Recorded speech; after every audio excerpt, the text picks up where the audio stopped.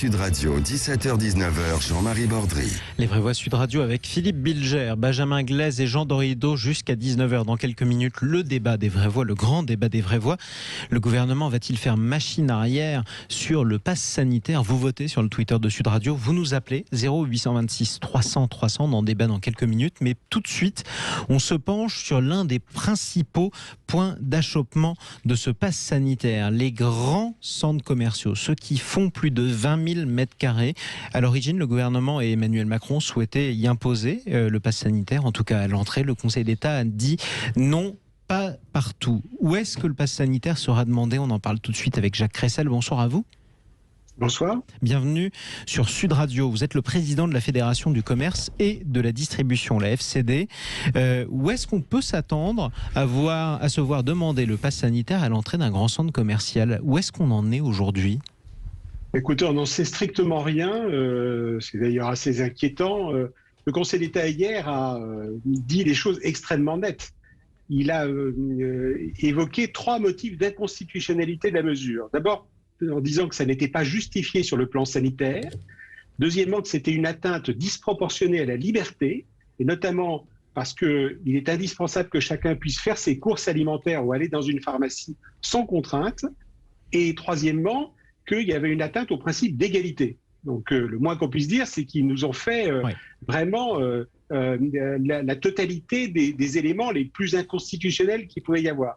Malgré ça, le gouvernement a décidé de maintenir le texte en mettant simplement un élément de plus, une phrase de plus, en disant qu'on allait regarder cas par cas ce qui serait possible pour les clients en matière de courses alternatives.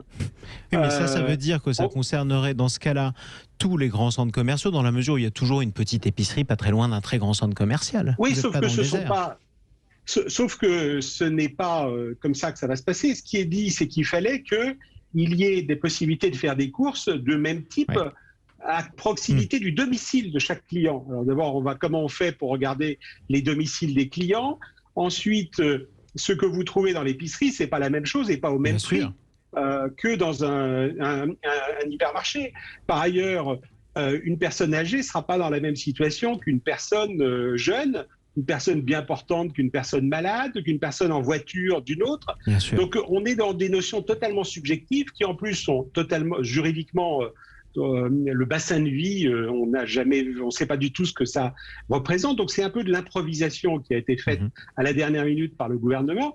Nous, on demande tout simplement que cette mesure, elle soit disjointe, comme le Conseil d'État l'a fait. Qu'elle soit abandonnée. Tout simplement parce que, juridiquement, exactement, qu'on l'enlève, les centres commerciaux, tout simplement parce que non seulement ça pose des problèmes juridiques, on avait prévenu le gouvernement dès le départ, mais en plus ça pose des problèmes pratiques énormes.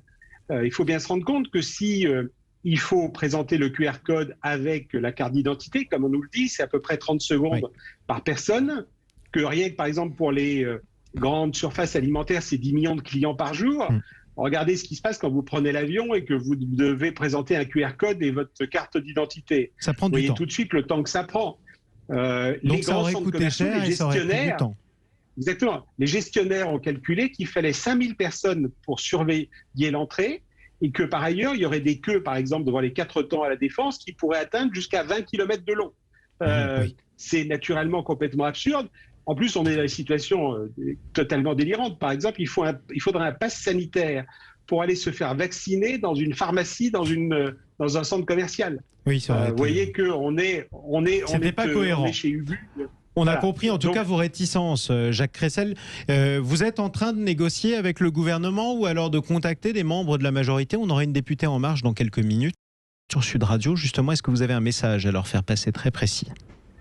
Écoutez, il y a une douzaine d'amendements qui ont été déposés de suppression de cet élément concernant les centres commerciaux.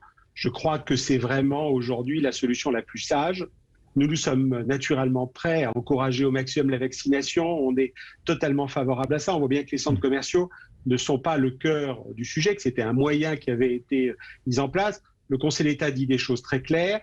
On pense que le Conseil constitutionnel dira la même chose la semaine prochaine, si jamais c'est maintenu. Je pense que la meilleure solution, c'est de faire en sorte de trouver d'autres moyens, d'accélérer la vaccination et que celui-ci n'est pas le bon, comme on l'a dit dès le départ. Philippe Bilger.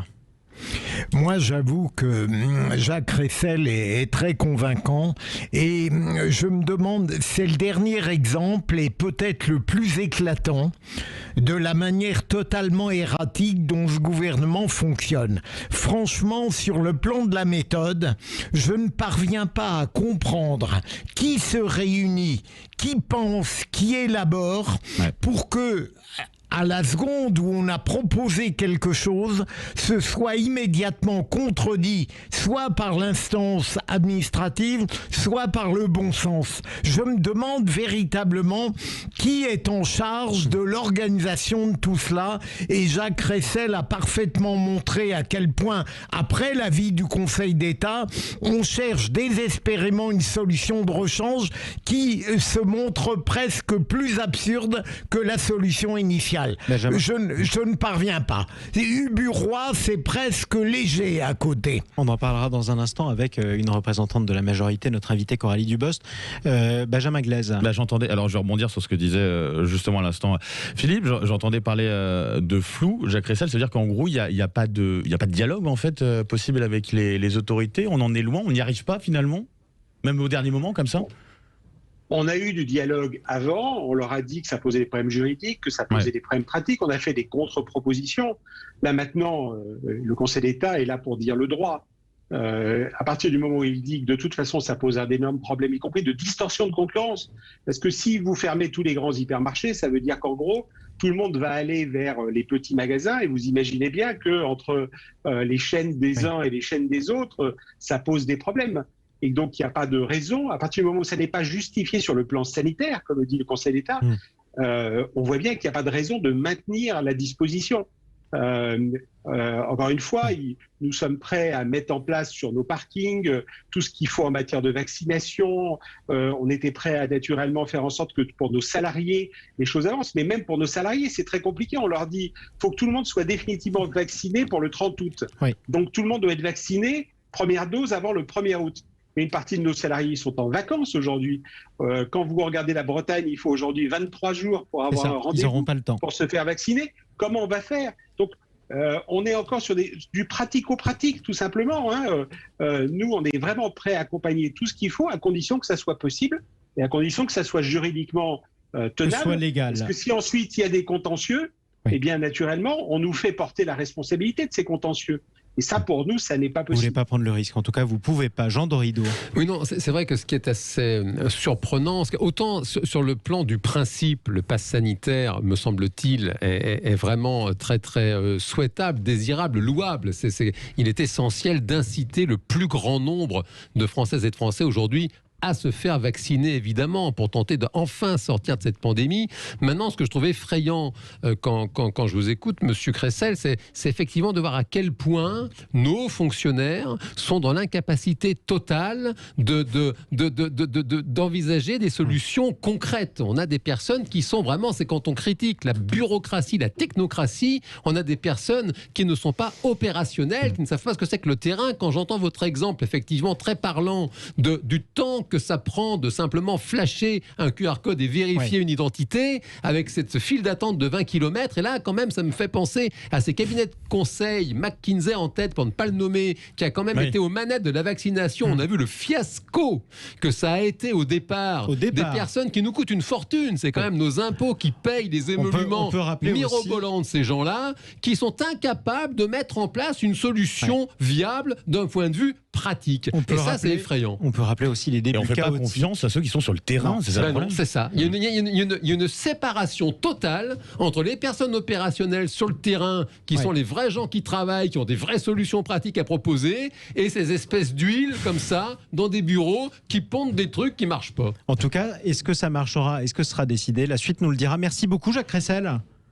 Merci à vous d'être intervenu ce soir dans Les Vraies Voix Sud Radio, président de la Fédération du commerce et de la distribution.